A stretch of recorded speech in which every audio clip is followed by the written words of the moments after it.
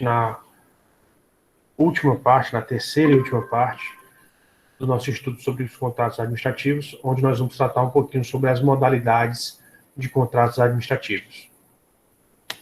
Como eu sempre faço com vocês, eu gosto sempre de analisar os termos e a gente fazer a verificação dos termos. Cada um deles que nós vamos nos deparando. E nós chegamos exatamente no termo da concessão, sendo que o termo concessão, ele pode ser utilizado nessas 4 situações. Pode ser uma concessão de uso, uma concessão de obra pública, uma concessão de serviço público, ou pode ser uma parceria público-privada, onde se faz uma concessão por um determinado período, por um determinado prazo. Então, por isso que é importante a gente entender essas formas de concessão. A primeira forma de concessão é exatamente a concessão de uso, onde o Estado, geralmente, ele tem os seus bens públicos, e vocês já aprenderam que os bens públicos, dentre os bens públicos, existem aqueles bens públicos que são de todos, inclusive estão sendo utilizados por todos, né? Existem os bens públicos que têm uma utilização específica, por exemplo, um prédio, um edifício de um hospital, um edifício de uma escola. Então, ele vai servir para realizar aquelas determinadas atividades. Isso quer dizer que esse prédio ele não está aberto para todas as pessoas. Ele só está aberto para as pessoas que executam aquela determinada atividade. E aí, só aquelas pessoas que executam aquela atividade é que têm acesso a esse determinado local. Além desses bens que são de uso comum do povo, os de uso especial, nós temos também os bens dominiais. Os bens dominiais, ou também chamados dominicais, são aqueles bens que não estão sendo, naquele momento, sendo utilizados pelo Estado. Então, como esses bens eles não estão sendo utilizados pelo Estado, eles não têm todo o regramento, eles não têm toda a proteção que os bens públicos eles comportam. Então, seria como se ele fosse um patrimônio privado do Estado. Nós sabemos, se vocês procurarem, existem várias reportagens tratando exatamente sobre esse assunto, os bens dominicais do Estado, ou seja, que o Estado aqui eu estou dizendo como um todo, né? Pode ser o governo federal, os governos estaduais, os governos municipais, os governos como um todo. Eles têm vários prédios que eles não estão mais utilizando. Então, o ideal seria que ele vendesse esses prédios. Nós tivemos, salvo engano, em 2019, uma tragédia que ocorreu num edifício de São Paulo. Por quê? O poder público ele deixou de utilizar um determinado prédio, e como existem muitas pessoas em São Paulo precisando de moradias, as pessoas invadiram. E teve um incêndio no prédio, infelizmente aconteceu um incêndio, porque as pessoas não tinham condição de manter o prédio, e ele também não teria sido adaptado para a utilização residencial, então acabou tendo um incêndio e várias pessoas faleceram nesse incêndio, e esse prédio ruiu, decorrente também do incêndio. Então, você percebe que o Estado ele tem vários prédios que ele não está utilizando. Então, esses prédios que ele não está utilizando, o ideal seria ver a viabilidade dele vender. Porque se não existe expectativa, não existe previsão para você utilizar o prédio, então o melhor é que o Estado se desfizesse do prédio e utilizasse o valor, né, vendesse pelo preço de mercado e utilizasse esse valor exatamente para executar as suas atividades. Isso seria o ideal. Mas nem sempre acontece o ideal. Então, por isso que, além da venda, esses bens, para serem mantidos, eles podem ser cedidos. Ou seja, pode ter uma concessão de uso. Então, quando o Estado ele tem um determinado bem que ele não está utilizando, ele pode fazer essa concessão de uso. Nós também temos concessão de usos para obras públicas, onde tem aquela determinada concessão para que seja realizada aquela obra pública e depois aquela obra pública ela seja explorada por, geralmente, uma empresa.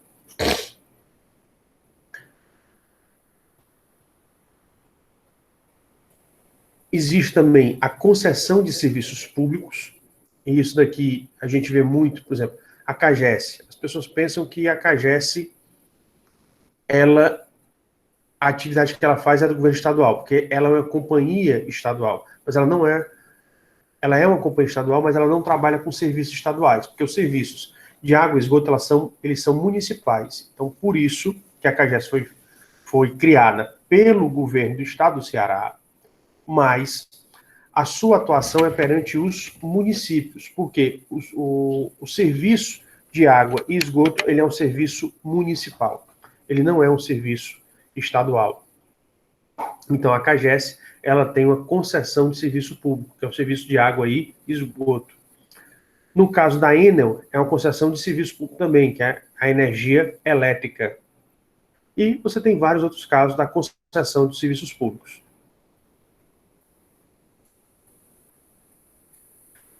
O Leonardo ele pergunta sobre essa concessão de serviço público. Leonardo, nós temos que nas chamadas privatizações existe o Plano Nacional de Privatizações, né?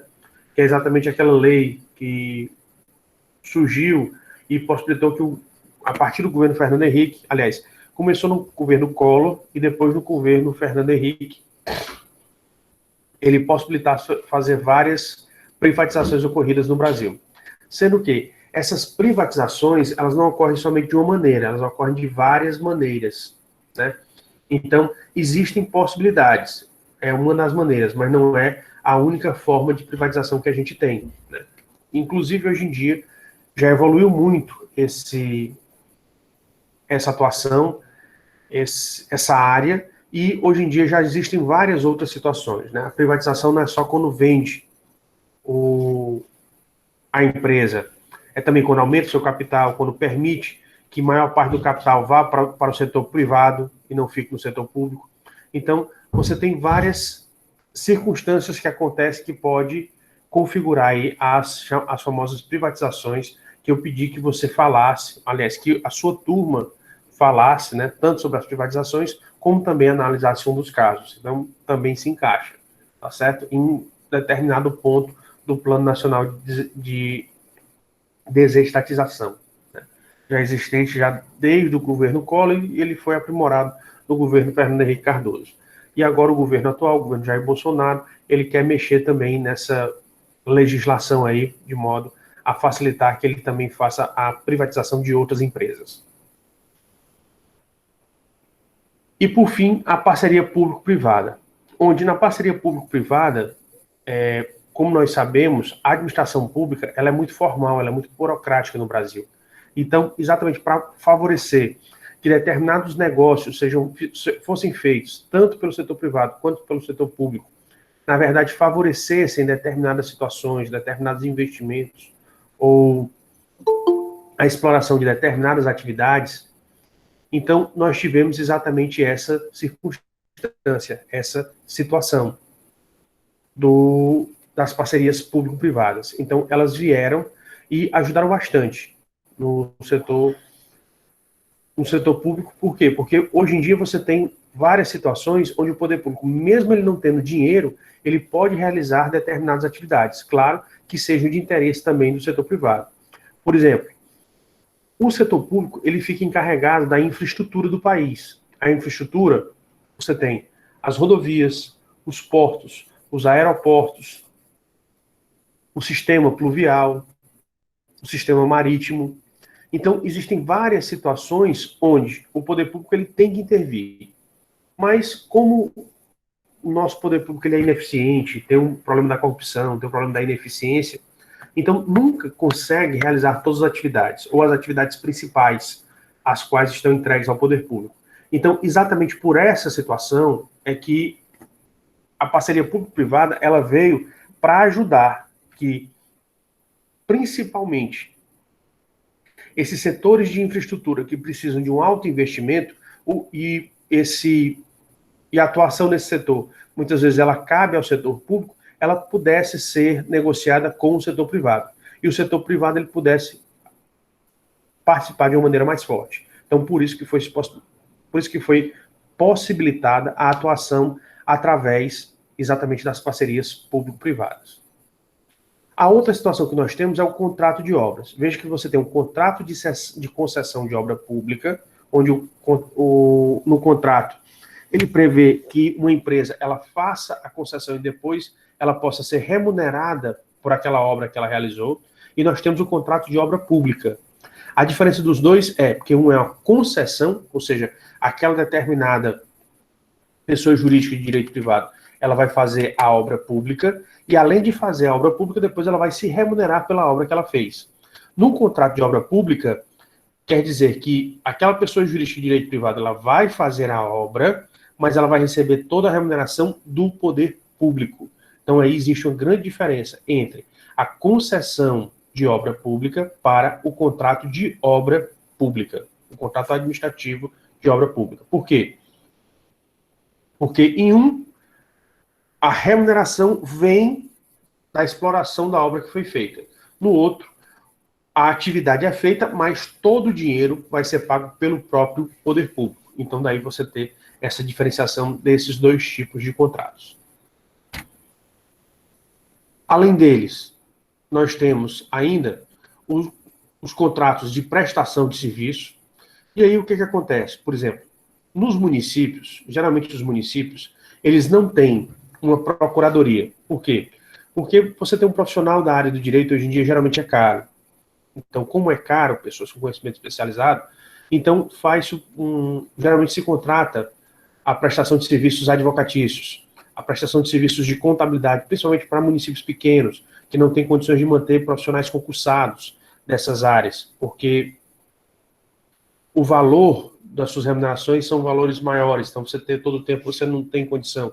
Então, a prestação de serviços, você tem os mais diversos serviços, né? Advocacia, contabilidade, você tem das ciências atuariais, você pode ter serviços de engenharia também que são prestados. Então, existem os mais diferentes serviços que podem ser feitos. E aí, são comuns esses contratos aí que têm um objeto comum dentro das licitações. Assim como o contrato de fornecimento de materiais. Esses materiais podem ir desde a alimentação, como é o caso da merenda escolar, e passar até por material de obra, de construção, passar por equipamentos, por exemplo, ambulâncias, que precisam ter especificações, ou no caso dos governos estaduais, onde você precisa fazer a aquisição de carros dos bombeiros, que são carros especializados, que são cargos específicos, e geralmente você precisa fazer uma concorrência internacional, porque esses carros, a construção desses carros é bastante especializada e é bem cara. No caso do governo federal, você tem as necessidades militares, onde você tem os carros militares, você tem jatos, você tem navios, você tem submarinos. Então, esse fornecimento de material, ele tanto vai do material mais simples até o material mais complexo, que pode ser utilizado. Os contratos de gestão, né? E aqui tem uma especificidade dos contratos de gestão. Por exemplo, o contrato que muitas vezes os municípios fazem com a CAGES, um serviço de água e esgoto, são contratos de gestão, onde ela não está passando a atividade, ela está passando o gerenciamento daquela determinada atividade. Às vezes, os servidores que vão trabalhar são servidores daquela determinada pessoa jurídica, mas a gestão da atividade é feita geralmente por uma empresa.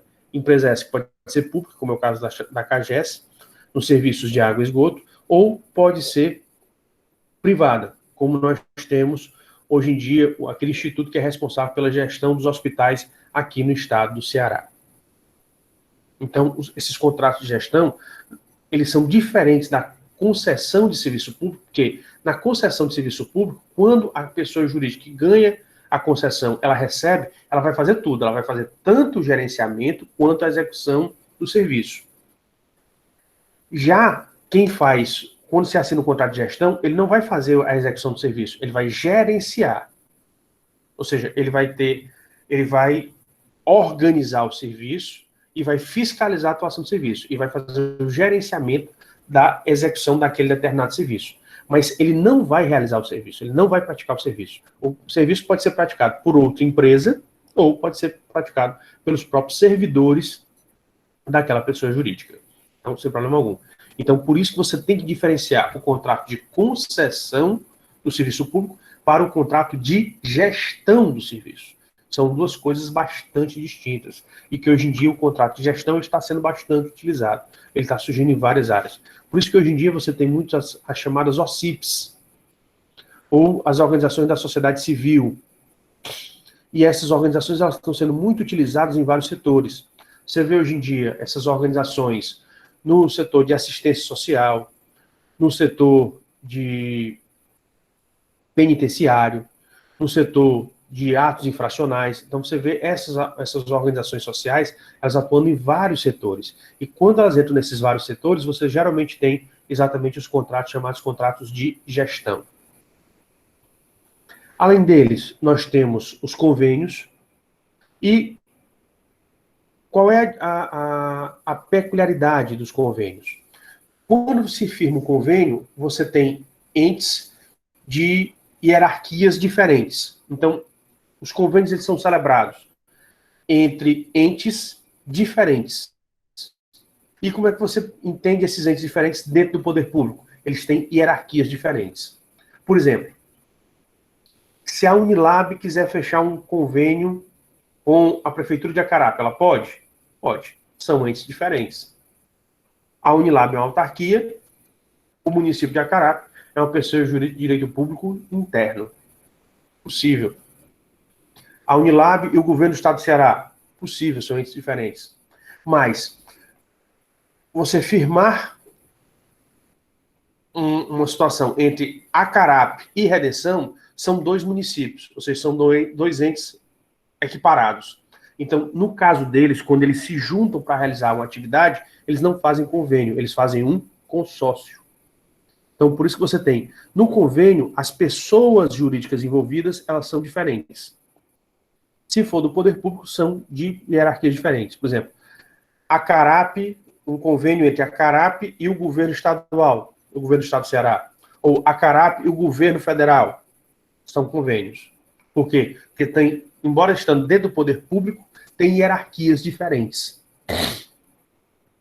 Mas quando essas pessoas jurídicas, elas têm o mesmo patamar, elas estão na mesma condição, aí você tem essa diferenciação, onde, em vez de convênio, você faz um consórcio. E sempre, tanto o convênio quanto os consórcios, eles são firmados para realizar alguma atividade. A grande diferença do convênio para o consórcio é que, nos convênios, essas atividades, elas são realizadas por pessoas jurídicas diferentes. Já no consórcio, são pessoas jurídicas que estão na mesma condição. São pessoas jurídicas equiparadas, que estão conjugando forças. Exemplos de consórcios que hoje em dia nós temos, né? Depois do governo Cid Gomes, nós temos as chamadas policlínicas, onde os municípios, eles são obrigados a ter as unidades básicas de saúde. Então, qualquer município, ele é obrigado a ter a unidade básica de saúde. Na unidade básica, ele vai ter que executar a chamada atenção primária da saúde. Então, a atenção primária, ela trata das doenças que são mais corriqueiras, que são mais simples, ou dos problemas de saúde mais corriqueiros, mais simples. Já o nível secundário de atenção da saúde é entregue aos estados. Então, fica a cargo com os estados. O governo Cid Gomes ele foi bastante inteligente, porque ele, para conseguir levar essa atenção secundária para mais locais, como era bastante dispendiosa, o que foi que ele fez? Ele fez um consórcio de municípios em várias regiões e criou as policlínicas. E nas policlínicas você tem parte de investimento estadual e parte de investimento municipal. Então veja bem, anteriormente, antes das policlínicas, quem deveria fazer isso era somente o governo do estado. Hoje em dia o governo do estado ele conseguiu convencer ou ludibriar os governos municipais que não tinham essa obrigação e hoje em dia tem. O importante é que a população está sendo beneficiada. E aí ele junta ali um número de 10 ou mais municípios para fazer o consórcio, e aí nesse consórcio ele vai entrar com metade do dinheiro e os municípios vão entrar com a outra metade, vão ratear a outra metade. E aí, naquele local mais próximo do habitante, dos habitantes daquela determinada região, você vai ter a atenção secundária. Então seria fonoaudiologia, mais especialidades de saúde, né, já que você só tem clínico geral e um odontólogo geral na unidade básica, aqui não. Você já chega e tem as chamadas especialidades médicas, né? Você só não tem aquelas especialidades que precisam de maior atenção, que aí é o nível terciário, e o nível terciário ele fica a cargo do governo federal. Então, as policlínicas são um exemplo de consórcios administrativos. Os CELs, né? Ou os serviços odontológicos, né? Ou centros de serviços odontológicos. Pois bem, esses CELs também, o governo Cid Gomes, seria uma obrigação do Estado, e aí ele conseguiu ratear com os municípios. Ele conseguiu convencer ou ludibriar os municípios, e hoje em dia você tem tanto as policlínicas, como você também tem os CELs, que é para os serviços de odontologia, estão espalhados por todo o estado do Ceará, e eles hoje em dia atendem regiões para ficar mais próximo do cidadão, ou dos habitantes naquelas determinadas regiões. Pois bem, os CELs é a mesma estrutura das policlínicas. Nós temos, hoje em dia, também sendo feito consórcios administrativos para matadouros públicos. Por quê? As pessoas pensam que o matadouro público é só, simplesmente, você tem um espaço, aí vão chegar as pessoas daquela determinada fazenda ou daquele determinado açougue, mata o boi ali, limpa e vai-se embora. Não. Hoje em dia precisa ser fiscalizado. Você precisa de profissionais como médico veterinário, zootecnista. Então você precisa manter esses profissionais. Para manter esses profissionais é caro. Por quê? Porque toda atividade que é realizada ali, você tem que ter os vários profissionais especializados acompanhando desde o momento da chegada do animal, examina o animal para ver se ele não tem nenhuma doença, dá o aval e aí depois faz o abate. Então, você precisa fazer exames, você precisa ver se os animais têm condições, se realmente aquele animal que vai ser abatido, ele está saudável para ser abatido e depois servir de consumo para aquela determinada população. Então, como existem todas essas verificações, não se pode mais os municípios ter, porque antigamente tinha isso, era um edifício, aí um determinado açougue comprava os animais que seriam abatidos, ia lá, abatia, limpava, entregava de novo para o município. Hoje em dia não pode mais. Já existe uma estrutura com profissionais gabaritados para isso, com áreas de exames, para ser feitos os exames básicos nesses animais que vão ser abatidos, e depois você precisa de materiais de limpeza, você precisa do material de abate, que é um material especializado. Hoje em dia, por conta da questão da proteção dos animais, não pode ser abatido de qualquer maneira. Então, hoje em dia, existe toda uma regulamentação desses matadouros públicos. Então, não pode se fazer mais de maneira oficiosa, ou seja, não pode se fazer mais de qualquer maneira. Tem que fazer de uma maneira específica e de acordo com a regulamentação existente sobre aquela determinada matéria, sobre aquele determinado assunto. Então, por isso que o matadouro público, hoje em dia, ele fica geralmente em áreas, em regiões que geralmente elas são fronteiras entre 2 ou mais municípios, para que esses municípios eles possam ratear tanto a manutenção, como também possam ratear o uso, né? Geralmente ele funciona 6 dias, então o município médio funciona 4 dias e o município pequeno 2 dias. Ou são 3 municípios pequenos, cada um fica com 2 dias, e assim por diante. Então, por isso que hoje os matadouros públicos eles têm essa necessidade, e os lixões também. Por quê? Antigamente você tinha um lixão e era só jogar o lixo. Hoje em dia não. Esse lixo ele tem que ser processado, ele tem que passar por um processamento. Onde você tem que separar o lixo, você tem que preparar o terreno para receber o lixo, qual é o lixo que vai para aquele terreno, qual é o que não vai. Então, hoje em dia existe todo um tratamento do lixo, ou dos chamados resíduos sólidos. Então, os antigos lixões, hoje em dia, são os aterros sanitários. Então, hoje em dia também existe a nova legislação que trata sobre os resíduos sólidos. Ela trata hoje em dia exatamente que você precisa fazer os aterros sanitários. E os aterros sanitários, eles hoje em dia são obrigatórios, que eles vão substituir os antigos lixões. Então, não existe mais essa ideia de que você vai simplesmente chegar e despejar o lixo. Você tem que tratar, fazer um tratamento desses resíduos sólidos antes de você fazer o descarte daquele determinado material. Então, por isso que é importante você ter o consórcio. Por quê? Porque você vai ter municípios que vão ter que fazer esse tratamento. E esse tratamento precisa de profissionais, precisa de pessoal que vai fazer o serviço braçal, mas também precisa de profissional técnico e especializado que precisa cuidar desse resíduo e que precisa fazer o tratamento desse resíduo. Então, por isso que você também precisa, hoje em dia, que esses aterros sanitários também sejam feitos através de consórcios administrativos. Seria até importante, para quem vai fazer futuramente o seu trabalho de conclusão de curso, o seu TCC, fazer uma análise sobre as policlínicas, sobre o funcionamento dos centros de especialidades odontológicas, os CELS da sua região, ou os aterros sanitários, se o seu município já tem aterro sanitário, se não tem, qual é o projeto, e os matadouros públicos, como é que está sendo feito o funcionamento. Seriam temas interessantes e você conheceria melhor a estrutura do seu município, tá certo? A gente até aconselha aqui que você faça TCCs para fazer exatamente essa análise. E você está fazendo algo em prol da sua comunidade, que seria o quê? Fazendo análise, se o serviço está sendo bem feito, se foi bem organizado, e aí você está no respaldo, já que você está tendo o curso sendo custeado, sendo prestado pela sua comunidade, você vai dar como retorno exatamente essa análise.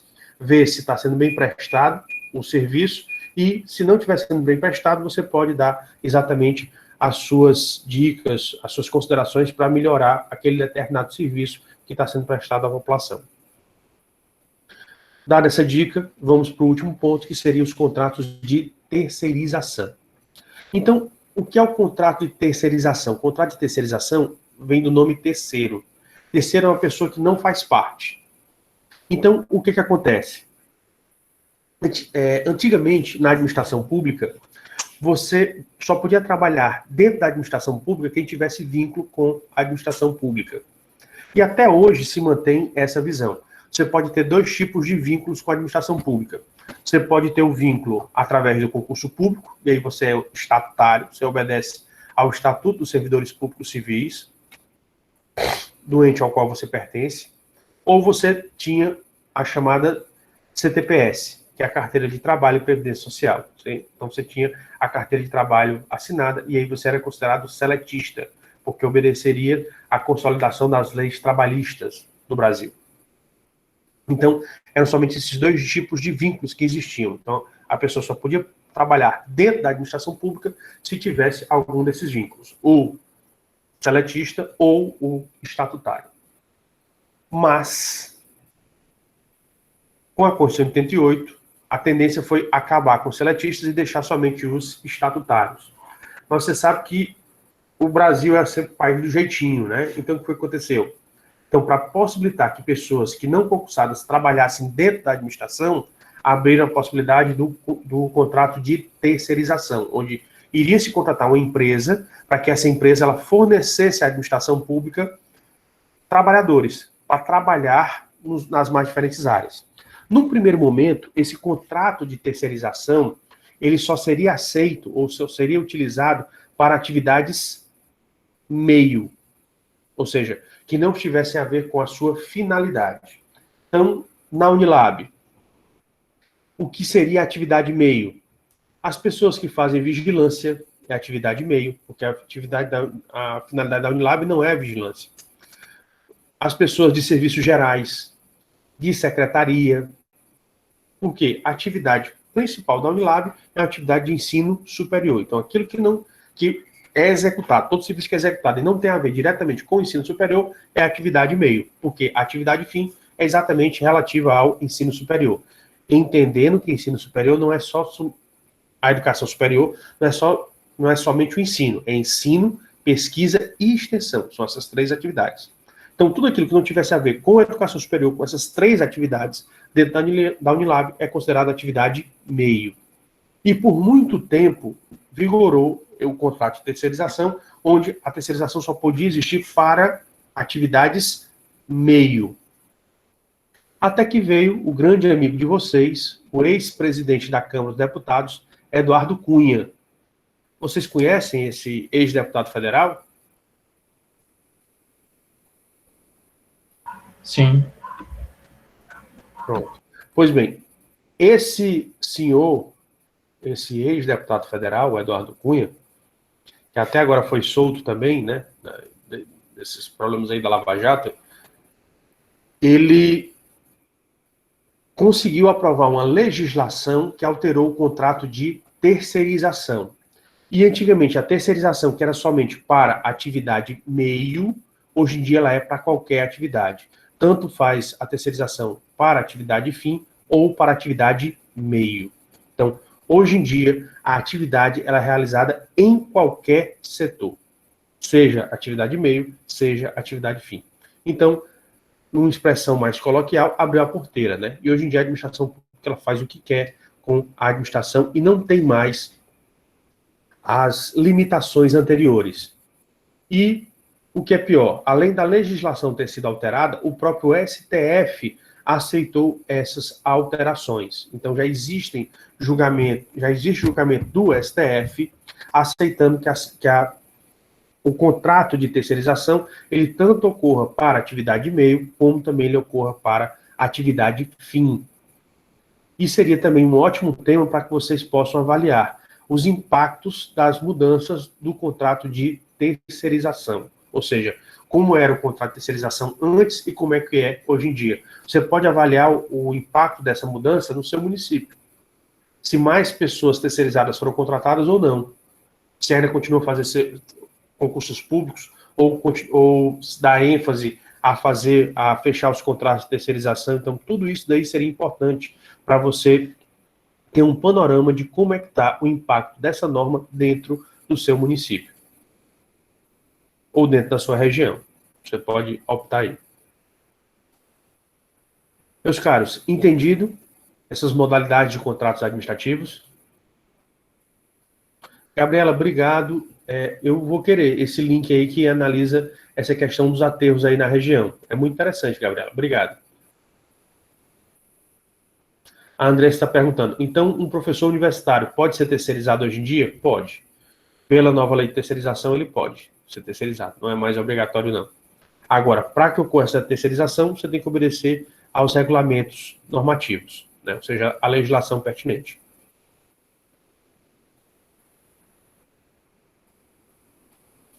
Mais alguma dúvida?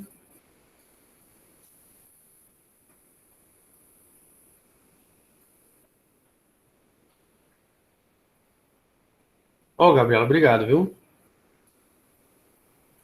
Vou baixar esse trabalho aqui, depois vou dar uma lida nele. Muito interessante.